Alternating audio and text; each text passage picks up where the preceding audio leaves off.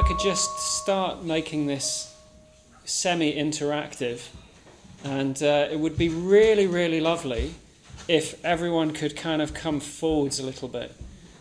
Because at the moment I feel like... has anybody seen the film Woodstock? You know, it's kind of about that big concert that happened at the end of the 60s. The footage from the Monday morning is interesting. Jimi Hendrix is playing... I'm not likening myself to Jimi Hendrix, by the way. And there's like sort of 5 people sat there eating oranges. It's a little bit like that. So if you'd like to come forwards, that's great. I think this is the first time Jimi Hendrix has been mentioned in the shrine room, so that's good, isn't it? Okay. So welcome back to the second half of the evening. And as I said in the first half, we're going to spend some time, in the presence of this beautiful figure that's on the shrine here, Ratnasambhava.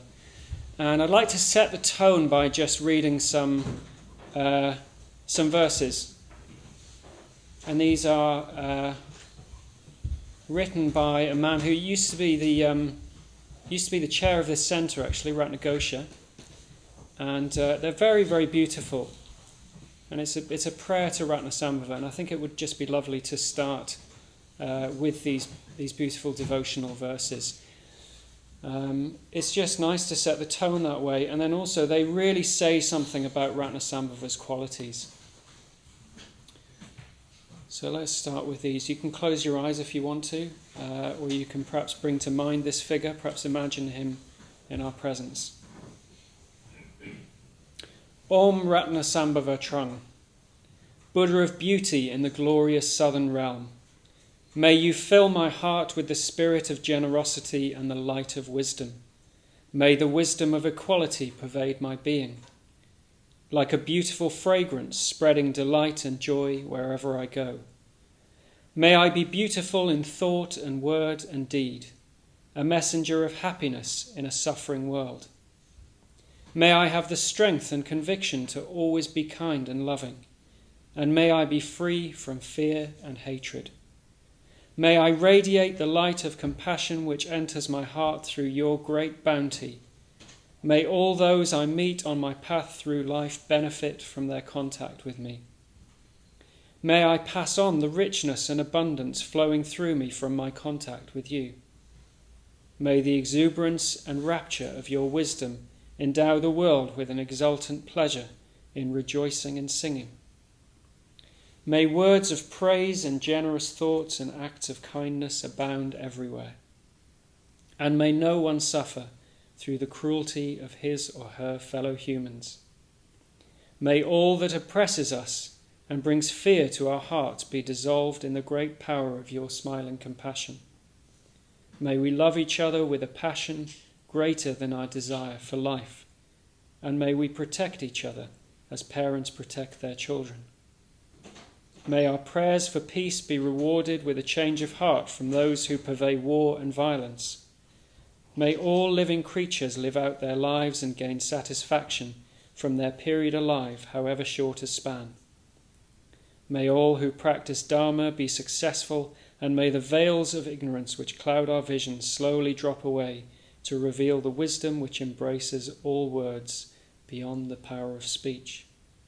May our hearts be open, may our minds be open, may our arms be open, and may love radiate from us like the rays of the sun, bringing warmth and light into every cold and dark corner, lightening the burden of our fellow creatures. May our finest dreams come true. May our enemies become our friends. May all boundaries and division collapse in the face of the wisdom of equality and the unutterable compassion of Ratnasambhava.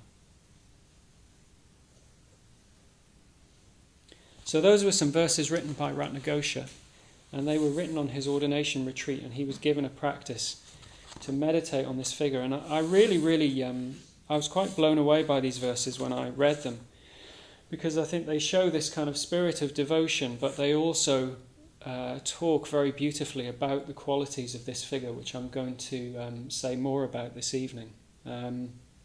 As I said in the first half, we're looking at these Buddha and Bodhisattva figures, each of whom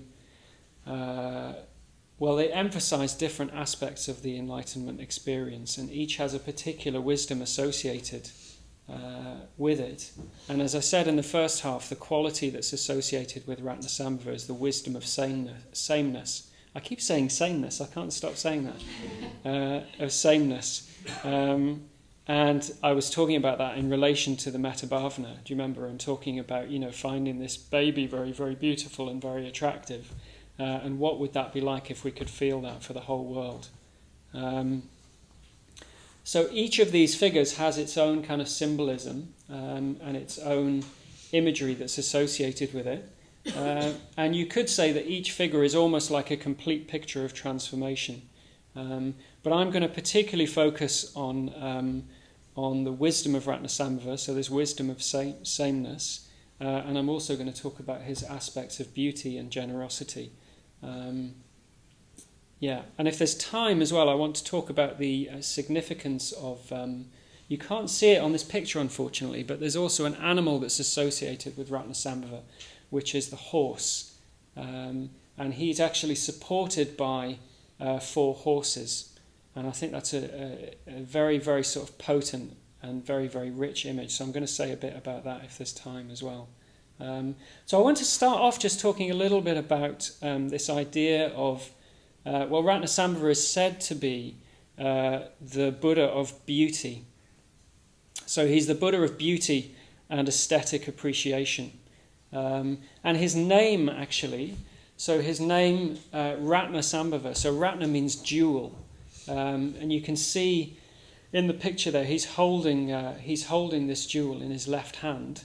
And his name, so Ratna means jewel, and Sambhava, it can mean different things. It can mean that he's born of jewels, and it can also mean that he gives birth to jewels as well. So this also conjures up for us images of beauty, doesn't it? And I was thinking about this as well. I was kind of thinking about the significance of the jewels. I mean, what does this conjure up for us? When I talk about jewels or I talk about gemstones, what associations does that bring up for us? Wealth, yeah. Anything else? Preciousness, yeah. So they're very, very precious, aren't they, gems? Because you have to go down a long way to get them. And they're created by intense amounts of pressure, so they're very, very rare, yeah. What else? Beauty, yeah. So they're really, really... I don't know if people have seen sort of, lots of gems in real life. It's interesting. I was hearing a talk by an order member that was saying that they came back from their ordination retreat and they decided to go to the Tower of London and look at the crown jewels, which is quite a strange thing to do. But they were saying they were in this very open state after being on retreat for a long time. And they were just saying they were looking at these jewels and it's like they're a world of fascination, aren't they? There's something really, really incredible about jewels and about gemstones. And this is very much his name. So it's associated with beauty, with wealth, as you said as well, and with abundance, really, with generosity. And I talked in the first half about this idea of beauty going along with, seeing beauty in the world and having this disinterested awareness. So it's not just seeing beauty here and there. It's having this kind of disinterested awareness. So there's no bias in that, basically. That's kind of the opposite of how we're trained to behave, isn't it? So we're sort of almost encouraged in a way to pick out what we want and to see some things as beautiful and some things as ugly or less beautiful. So this way of thinking is quite alien to us in a certain kind of way, but we can have experiences of that. I think we can have times when that is more available to us than other times. But this is the quality that's associated with this figure, and that's how an enlightened being would be all the time. I wasn't going to say this actually. I wasn't going to talk about this, but it seems fitting. It just came to me before when Subhadramati was talking about doing a Karuna appeal. And I'm going to encourage you all at the end to do that. And I'm going to say a bit about it as well, say what it means. But the reason why the reason why those appeals happen, what is being raised money for, is work that the Karuna Trust does in India. And so some of you who know me will know that I work for that charity, and I'm a program manager for them, which means that I work with the projects in India. So I spend time with those projects, overseeing the work that they do and meeting up with them, spending time with them. And those projects work with, as Subhadramati said, probably the most marginalised, excluded people on the planet, really. People who are born into huge inequality, huge discrimination, people who can't get access to education, to basic human rights. And what does this have to do with Ratnasambhava? Well, I was thinking about this before, and one of the qualities of the Buddha is that so the reason why these people are in this situation is, yes, they're poor, yes, they're excluded, but they're in that situation because there is a system in place in India, the caste system, which is basically a system of graded inequality that ranks people according to their birth, basically whether they're worth something or whether they're not worth something. And based on that, then, whether they can get education, whether they can get access to meaningful and livelihoods that will support them. And the Buddha was highly critical of that system. So he would have had this mind that was like the mind, that what we're talking about, this quality of Ratnasambhava, of non-discriminating awareness. So that doesn't mean that he felt hate towards the people that perpetuated this system. Quite the opposite, in fact. But it also means that he did not recognize this form of discrimination. And in fact, there are suttas where the Buddha talks about the fact that we cannot be born into this kind of privilege, and it's not whether one is a Brahmin or whatever caste one belongs to that actually marks us out. It's our spiritual potential that is our defining human quality. And I think that's really, really important to think about and reflect on. That would actually have been worked out in real life. This mind that doesn't discriminate and doesn't favour one being over another, that relates to everyone in terms of their spiritual potential, that will actually have real consequences in the real world.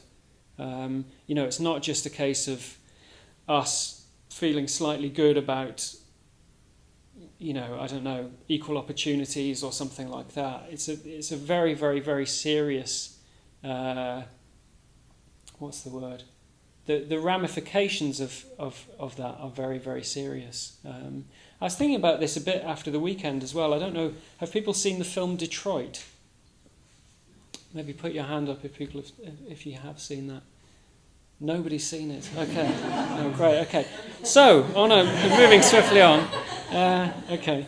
So maybe it's not a particularly useful example, but it basically what it depicts is, I went to see it. I'm not sure I would recommend it. Oh, somebody has seen it. Okay. I'm not sure I would recommend it because it's extremely brutal. I mean, it's incredibly violent, and it shows kind of torture and death, really. So for that reason, I'm not sure I'd recommend it. But it's an incredible film, and it depicts a particular incident that happened around the Detroit riots in 1967, where basically, I won't go into too much detail, but people were tortured and killed in a really, really horrible situation. And I was thinking about this afterwards because I was preparing this talk yesterday. And I was thinking that is the complete opposite. The reason why those things happened is the complete opposite of this non-discriminating mind. So you had somebody that was at the centre of this situation, an extremely hateful and corrupt policeman, who had an extreme case of basically seeing them and us, of not seeing himself as the same as others, or not seeing the potential in others, but felt extreme hatred towards people because of their class, because of the colour of their skin. And that played itself out to such a horrendous degree that people were tortured and killed as a result of that. And I think it's important to think about that. It's important to think about what are the ramifications of these sorts of distinctions that we make. In a positive sense, that can be, this beautiful panoramic awareness that treats all beings the same, that recognizes beings for their potential. And at the other end of that, there is hatred and death and killing. So it's very, very important that we kind of take responsibility for working on our mental states around that. Okay, so happy days. So this wisdom as well, this non-discriminating awareness, it also is an awareness that sees conditions deeply. I think this is what this is where this awareness comes from. Is that it's not just a kind of a positive regard for beings. It comes from, well, it's the wisdom that that recognizes that in reality there is no separation between us. So in Buddhism, there's this teaching of the three marks of conditioned existence, so the lakshanas, so dukkha, anicca, and anatman. And the teaching of anatman basically teaches that there is no such thing as a fixed and separate self. In reality, there is no me and there is no you. There are only fluctuating conditions, basically. So all of us, all unenlightened beings, have this delusion that there is a me here. So I have this personality, this being that I'm born with, and out of that delusion, I behave in unskillful ways because I want to protect this sense of identity that I have. And all of the things that I do in order to protect that, so whether it's appropriating things, whether it's wanting things from people, whether it's trying to define myself in a particular way, all of those unskillful behaviours cause suffering, but they also come out of a particular delusion. These figures, or the Buddha, the enlightened mind, they've gone beyond that. And what they see is that there are only conditions, that there are causes and conditions. But they also see how that delusion works, and how beings have arrived at the point that they've arrived at, that they are just this set of flowing conditions, basically. So what that also means is that they will see beings deeply. So they see conditions deeply, but they see beings deeply as well. I was thinking about this. What that really means is something similar to what I was saying in the first half this evening, which is how we tend to see other people most of the time is, well, we don't really see them, do we? The tube is a really good example. I was talking about like seeing a baby on the tube, for example. Most of the time, we actually don't notice other people unless we somehow find them attractive or we find them fascinating. Most of the time on our daily commute to work or wherever it is, we're walking down the street, we're on the bus, we're on the tube, whatever it is, we don't actually really see people. What we see is almost like, I don't know, it's a bit like it's kind of human wallpaper or something like that, isn't it? Mm-hmm. We don't really see deeply that there are all of these other beings. And not just that, but actually, in my deluded state, I tend to think most of the time, well, pretty much all the time actually, that I'm the centre of the universe. So the universe revolves around me. Basically, whatever's going on in my head is pretty much what's going on in the world. And if I'm not happy, it's because the world isn't behaving properly, quite frankly. And if it would only just sort itself out, then everything would be okay. I'm sure none of you feel like that. You're all completely different, aren't you? But this is the delusion that we have, isn't it? Is that we are the kind of the centre of the universe. But then seeing that actually all of you, Kuslasara, Fiona, Diabhadra, Gary, all of you also feel this thing. You all feel that you are the centre of your universe. And when we see that, that's quite something, isn't it? Because we then connect with people in a different way. And we see the conditions that surround those people. The other thing I was thinking about this as well is that I was thinking about life stories. You know, it's a sort of a tradition that we have in our Buddhist movement, is that we're very big on life stories. We encourage people to tell their life stories. Sometimes on retreat we get people to do what's called a why I'm a Buddhist talk, and it's basically like a bit of sort of what's led me to this point, a little bit about what people's lives are like, a little bit of their biography, how did they become a Buddhist, that sort of thing. Or I've been in groups where people have told long, detailed life stories, and it's a real privilege to hear that. And it's also very, very moving, I find, because when you know somebody's life story, often the result is like, oh, that's why you're like that. And that's why you have this wonderful quality, or that's why you seem to have this difficulty with such and such. Or, we all have this kind of biography behind us, don't we? But most of the time we don't see that. We just see people as these kind of two-dimensional things. And actually, when we know someone's life story, and actually all a life story is a set of causes and conditions. So it's like saying, well, I am a product of these causes, and I'm a product of these conditions, being where I grew up, my parents, the people that I've met, the things that I've done, all of those sorts of things. When we see that, we see conditionality. And when we see conditionality, what we tend to feel is more love for people. And that sort of ad infinitum is something of this quality of the wisdom of sameness. So we see that everybody is the product of conditions, and we're also able to appreciate beings much more for that.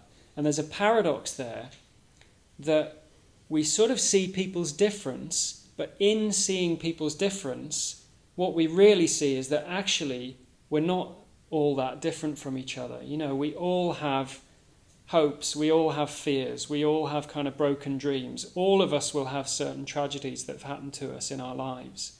And when we see that, we sort of value people individually, but we also have a sense of solidarity, that we're all in it together. We all kind of experience dukkha, we all experience pain. You can pretty much guarantee that. Okay, so maybe I'll just pause there for a moment and see if people have got any questions or comments on anything that I've said so far.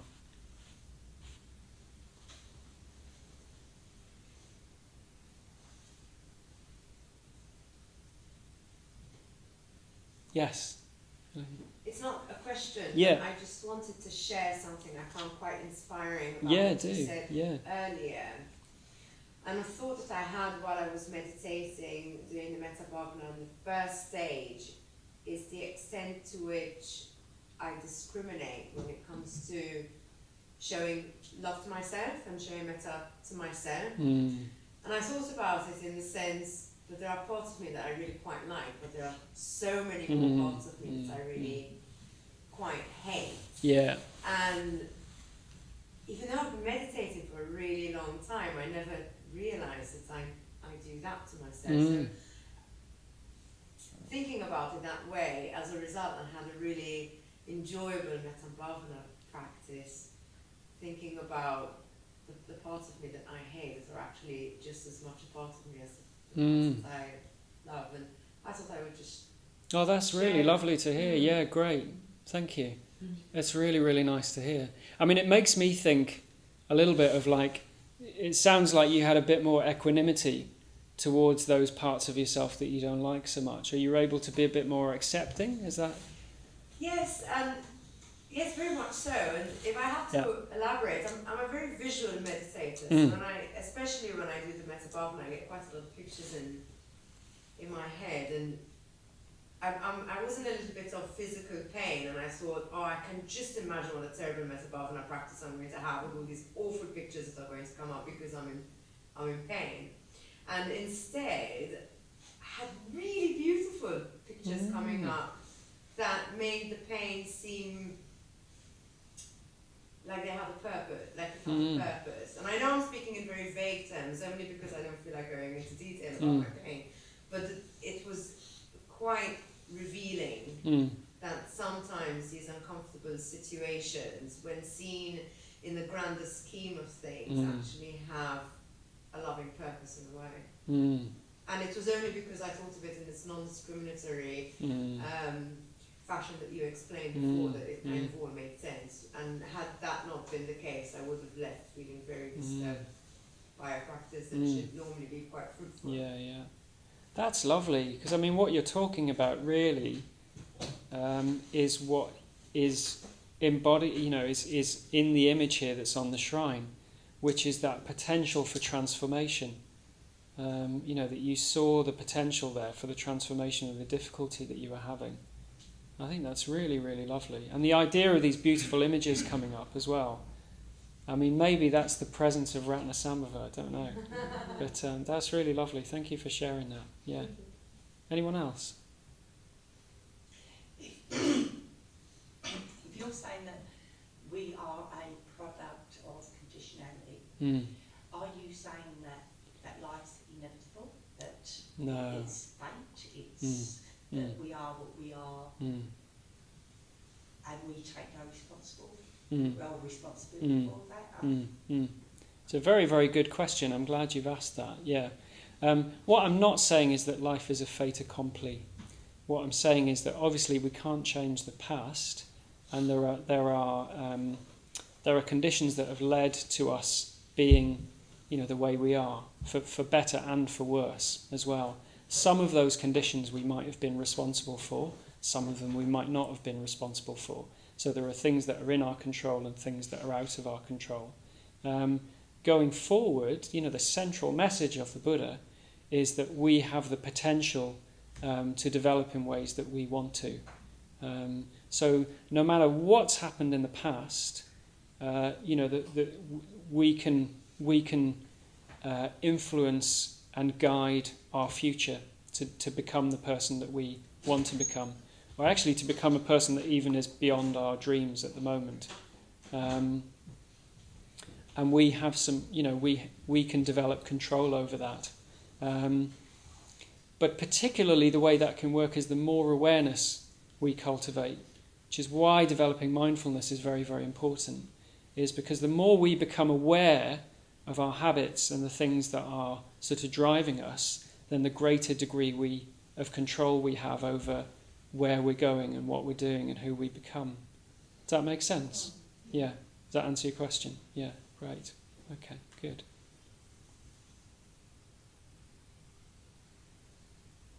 Okay, so I just want to talk now a little bit about this quality that I've mentioned of Ratnasambhava's, which is generosity.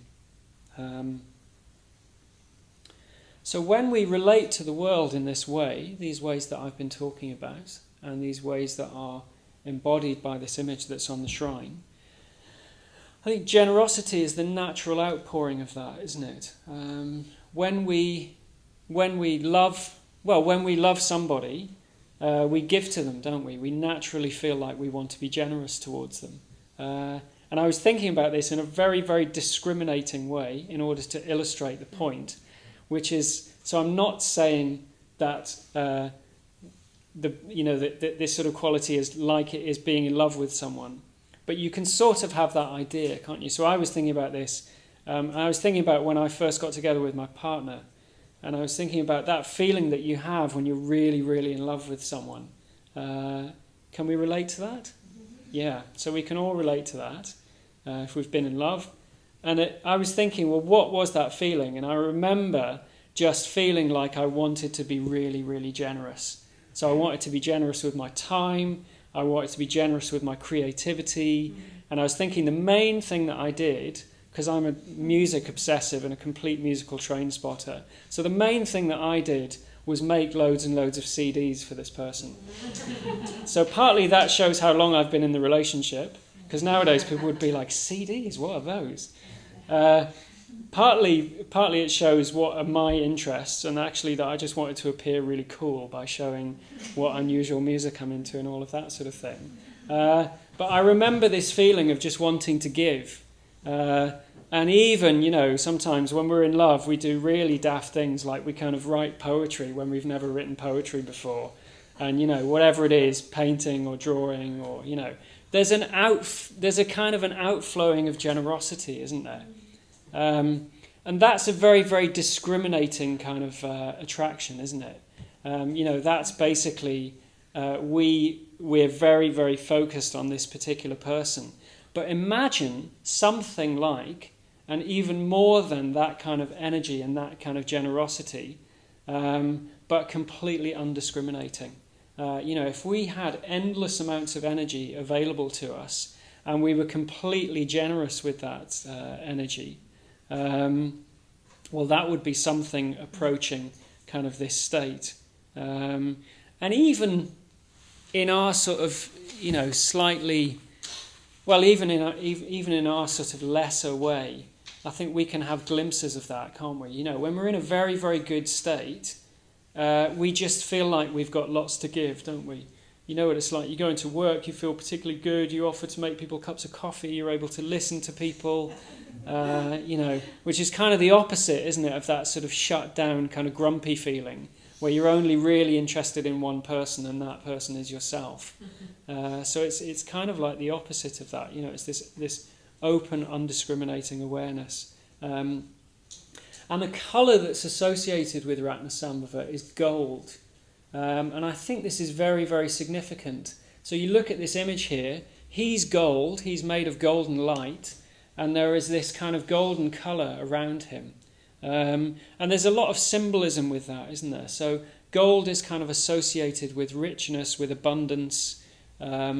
It's also kind of something of the colour of potential, isn't it? So we think of kind of, I don't know, like a harvest or fields of wheat, or they're this beautiful kind of golden colour. It's also that the light of the sun is golden, and the light of the sun shines on everyone, regardless of who they are or what they're doing. It doesn't choose what kind of field to shine on, and it draws out the potential in the world. It draws out the riches and the abundance of the earth. So what he's doing with his hands is also very, very significant as well. So most of you will know that the hand position of a Buddha, it's called a mudra, is very, very significant. And his particular mudra is kind of loaded with significance. So in his left hand, he's holding this jewel, and this is called the Chintamani, or it's the wish-fulfilling jewel, which basically means it's the jewel that grants whatever our wishes are. So it can never tire of giving. It creates the conditions for our deepest aspirations and desires to be fulfilled. And he's holding this, so in a sense, he's coming out of that jewel that he's holding. And this state of mind, this complete sense of openness, is what allows us to become completely fulfilled, and for our minds to develop to a state where actually we feel completely satisfied. And I think there's a paradox there as well, which is that actually the Chintamani is a representation of a state of mind which we can move towards, and it's the wish-fulfilling jewel, but actually the paradox is that in a certain kind of way we no longer have wishes when we get to that stage. So we don't want anything, we don't need anything. We're just completely satisfied with whatever is there. Whatever turns up, we're completely happy with, and whatever conditions we find ourselves in, we're completely mindful, completely generous, completely loving, and completely satisfied with that. And his right hand is in a mudra called the Varada mudra, and it's open. So it's open to the world and it's outward facing. And I think the hand gestures are significant as well because they show a kind of a balance, really, which is what we can all experience when we're practicing the Dharma, but it's taken to its ultimate conclusion. And that balance is something to do with our inner and our outer experience. So he's holding this wish-fulfilling jewel, and in a sense that's the kind of the inner manifestation, which we can experience in meditation. We experience that in our practice, but there's also an outward-going aspect to that, that there is no Dharma life without engaging with the world, and he's completely open to the world, and that's shown in this hand gesture.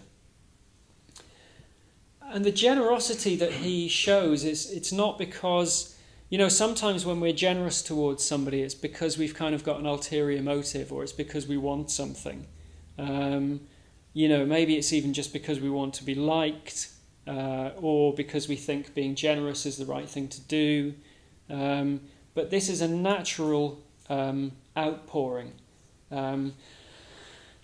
So these beings will, will naturally, they've got nothing to hold on to. They'll just naturally be generous because there's nothing to defend, basically. There's no me here, which means that there's nothing to hold on to. There's nothing that people want to accumulate or appropriate or hang on to for themselves. So everything can be given away. And in that sense as well, that kind of giving is a kind of giving where we feel enriched by it as well. So we don't feel depleted by that kind of giving.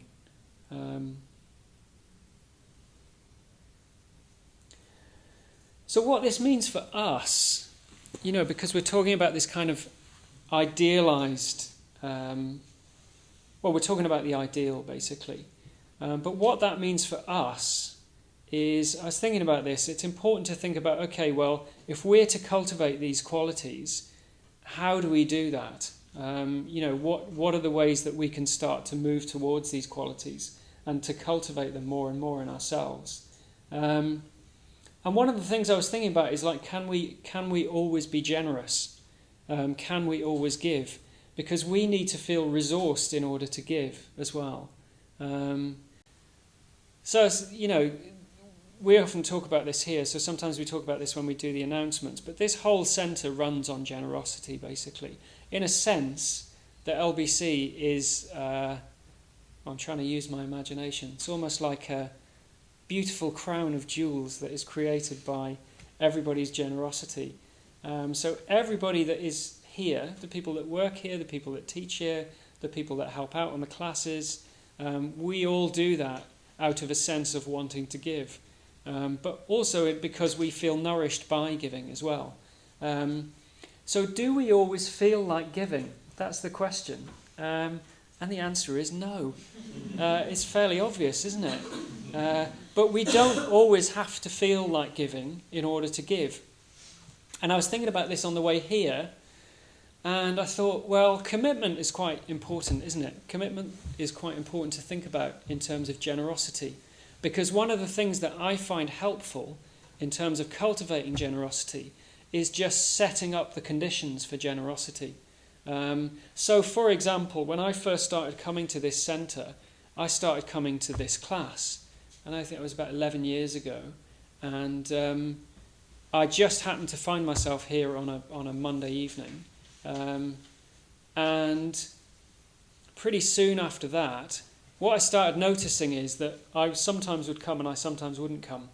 And then I thought, okay, well, I'll ask to help out. I'll ask to join a team. So I started helping out on a Monday night. We need people to hold the bowls. We need people to be on the desk. We need people to make the tea. And there's a team of us that do that.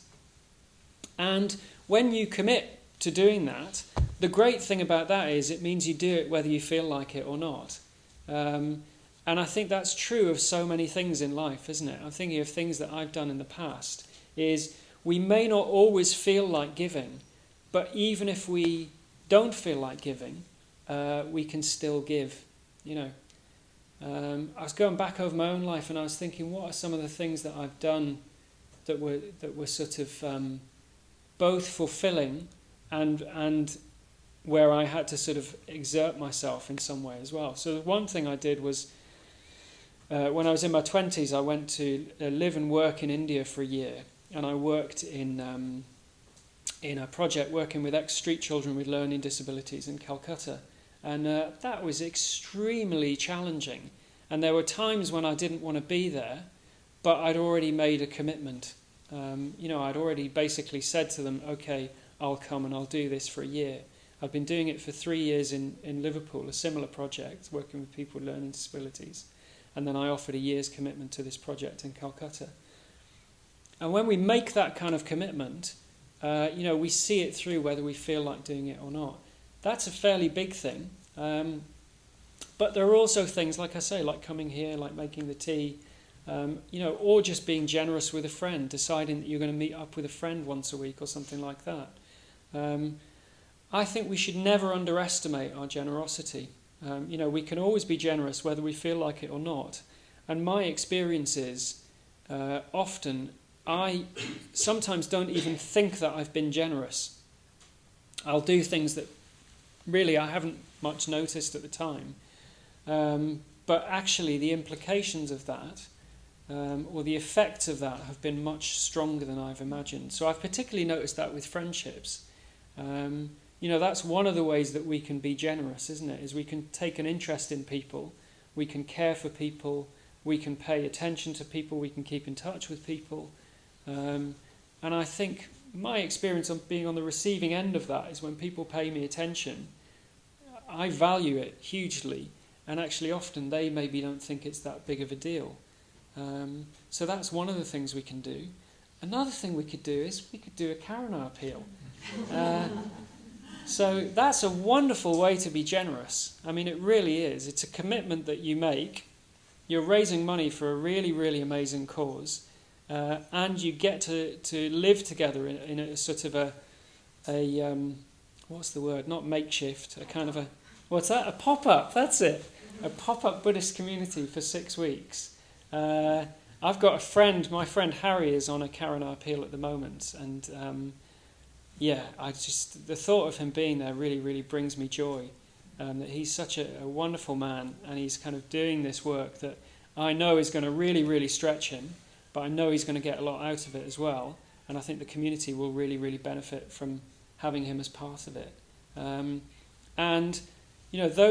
What those appeals do is they're beneficial for the people that are on them, but they raise money, which we send to organisations which do the kind of work that I've talked about in India. And that work is really, really life-changing. As I said, I work with those projects and I see people that live in really, really hellish conditions having their lives changed, having their lives completely transformed. So that's another generous thing that you can do. So there are other ways that we can be generous as well. We can be generous with our words. We can rejoice in people. We can celebrate people's good qualities. We can be generous with our time, with our encouragement. And of course we can be generous with material goods as well. I just want to share a little example of this as well, which really, really struck me when I watched this documentary about 6 months ago, and I'd read a book about this particular set of conditions a couple of years ago, I think it was. There's a book by a man called Vasantra, who's an order member in our movement, and he wrote a book called Tales of Freedom. I don't know if people know that book. It's a really wonderful book where he looks at different aspects of Buddhist practice and he illustrates them with a story. And one of the stories in that book is about a man called Donald Crowhurst. Has anybody heard that name before, Donald Crowhurst? Yeah, so you have. And he basically took part in the Sunday Times Round the World Yacht Race in 1969. And he wasn't really qualified to do it, but he really, his business was on the verge of bankruptcy. He had a family to care for, and he thought that if he did this, the first prize was £5,000, which doesn't sound like a lot of money now, but in 1969 that was an awful lot of money. And so he had this boat, the Tinmouth Electron, and he basically set off, and I think there was only about 6 or 7 competitors. You know, you really needed to be a kind of a world-class sailor to take part in this race. He wasn't really qualified to do it, and things started to go wrong quite soon after he left. And I think he was at sea for about a year. And what started to happen was that he dreamt up, he sort of concocted a scheme whereby he could cheat. And he started entering a kind of a false logbook. So he started keeping 2 logs, one real log and one false log, about where he was. And he concocted this plan that he would kind of nestle in behind the leaders at a certain point and come in 3rd or 4th, and get some publicity, which would help his business. But he's never going to win the race. But he thought that he might be able to at least get some publicity and get something good out of it. But unfortunately, what happened was it was such a strain on him mentally, being at sea for such a long period of time, that he started to lose his mind, basically. And he had some sort of breakdown at sea. And then the other thing that happened was all the sort of the front runners either lost the race or capsized, and he found himself in the position where he was going to be winning. And obviously that was going to be a disaster for him, because it would meant that his logbooks would be scrutinised. So I can't remember exactly what happened, but he started to drift, and ultimately he either killed himself or he abandoned ship, basically. It was really, really tragic. It's a very, very harrowing story. And obviously this left his wife and kids in a really, really tragic position, because he had 2 sons, and they were in a position where their father had kind of done this quite sort of dishonourable thing, which they only found out about later. And his widow, Claire Crowhurst, was left in the position of having a family to support with no income and no father and no husband. And what happened was the man who won the race, Robin Knox Johnston, he basically decided to donate his winnings to Claire Crowhurst. So he gave this £5,000 prize money, which was a huge amount of money in 1969. He basically donated it to her so that she could stay in the house and raise her children. That's incredible, isn't it? I just think it's incredible that a human being could do that. Such an act of amazing generosity, and something that would basically completely transform the life of of this woman and her sons, but also a supreme act of generosity like that. From a Buddhist perspective, that's about the most noble thing that you could do. And that will have a really, really strong impact on the person themselves, on the giver. Just a wonderful act of generosity and wisdom, I think. I was very, very touched by that. I just wanted to share that with you. Okay, so I've got a few minutes, so I am just going to touch on this imagery as well, which is not on the picture here, but Ratnasambhava is supported by horses. So he's got these horses underneath him, and I think these are worth talking about, because it's a very, very potent image for transformation. So all of these Buddha figures, they come from the Vajrayana tradition. So they come from Tantric Buddhism. And the kind of essence of the Tantra is about transforming all of our energies, transforming all of us, and putting it in the service of moving towards enlightenment. So there is nothing in us that cannot be transformed. There is nothing that gets left behind. So all of our unskillfulness, all of our drives that we mistakenly put in the service of things that actually cause us unhappiness, all of those can be transformed into kind of positive volitions, and all of those things can lead us to enlightenment. And I think horses are a very, very good kind of image for this, because they're kind of a symbol of wealth, aren't they? And they're a symbol of opulence. But also horses, they can be tamed, and they're wild beasts, but they can be put in our service, can't they? So they can do all sorts of things for us. So they can carry things for us. I mean, obviously nowadays we have cars and lorries and things like that, but just forget about that for the moment. So, you know, they can do all of these things, and yet they are this kind of wild, untamed energy. And I was thinking about this. One of the reasons why I think they're a very good image is that they do have this incredible energy, and they do have this incredible wildness, and they can be tamed, but also a horse can never completely be tamed. And I think that's kind of a good image for the Tantra, is that we can sort of plug into, one of the ways of thinking about this is almost like we can plug into this current of transformation. So there is this energy in Dharma practice that we can cultivate within ourselves.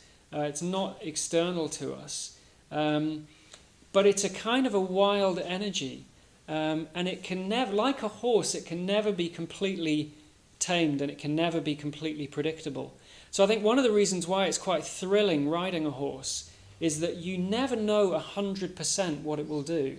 And practicing the Dharma is a little bit like that. You know, it's not like this kind of completely tame, predictable thing. You can plug into it, but you don't know who you're going to become. You actually don't know what it's going to do to you. I certainly didn't know what it was going to do to me when I started practicing however many years ago. I mean, I'm very pleased with what's happened, don't get me wrong. But if you'd have said to me, anyway, blah, blah, blah, you get the picture. So it's a wonderful, wonderful image, isn't it? You know, and sitting on a horse is quite a thrilling thing, because we really don't know exactly what it's going to do. I haven't ridden a horse many times in my life, but the last time I rode a horse was in the foothills of the Himalayas, going along a kind of a mountain track that was about 10 feet wide, and I'd had diarrhea for 3 days before that. So sorry to mention that, but it is an important part of the story. And basically, like, when you're on a horse that you don't quite know what it's going to do, and you've been in bed with a really bad stomach for 3 days, there's a kind of a feeling of like, okay, what is going to happen here? Maybe forget about the stomach bit, just think about the horse. But there's a kind of a wildness, isn't there? And there's a kind of an unpredictability. And I think that's part of the symbolism, really, is that it can't quite be 100% tamed. You can sort of get it to move in the right direction, but there's a wildness and there's an unpredictability. And when I was thinking about this talk, it reminded me of a dream that I had when I was about 14 or 15, I think. And this really, I was very, very pleased to be reminded of this dream, where I had this dream where I was stood, and it was a hill next to the place where I went to school. So I went to school in Whitley Bay, just outside of Newcastle, and there's a hill there. And I remember being stood on this hill in the dream. I remember it very, very clearly, and I could hear these horses coming towards me, and I could hear this kind of galloping. And these horses were coming, and they were coming, and they were coming. And I knew that these horses were coming right towards me.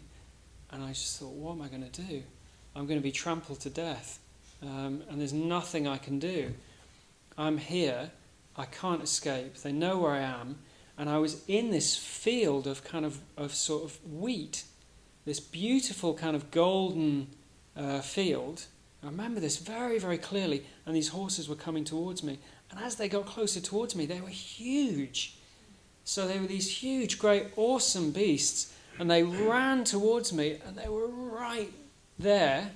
They didn't stop. I'm just pausing for dramatic effect. They were right there in front of me. And they just carried on running, and they ran right over the top of me. But I didn't feel any pain.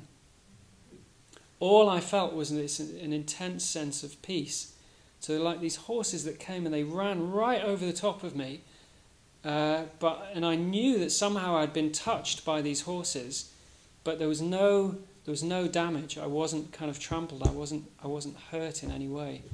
And I don't quite know what that means, but it was a very, very strong image. It was very, very beautiful, and I was reminded of it when I was thinking about Ratnasambhava and these horses. Okay.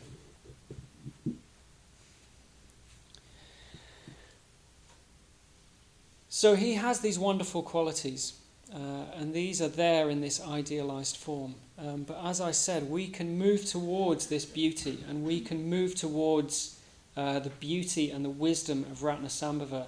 And there are things that we can do to move towards his beauty, to become more like him. So as I said, we can be generous with our words, we can be generous with our time, we can be generous with our encouragement, we can do something that would benefit other people, that would really, really stretch us as well, like a Karuna appeal, or being friendly or generous to people that need it, and commitment is part of that as well. And we can also cultivate this aesthetic sense of appreciation, so we can cultivate this kind of wisdom of sameness that he has. So we can do that through the metta bhavana, we can do it through engaging with artworks, or even just going and appreciating, a tree or the sky, and see if we can touch into something of that beautiful kind of panoramic awareness that sees beauty, but is completely non-discriminating. If we do those things, and we do them with the right, in the right way, and we approach them in the right way, then we can start to touch that for ourselves, and we can have a sense of that. And when we do that, we'll be somehow moving towards this beauty and this wonder of the figure that is there on the shrine of Ratnasambhava. Okay, so that's enough from me. Thank you. Thank you.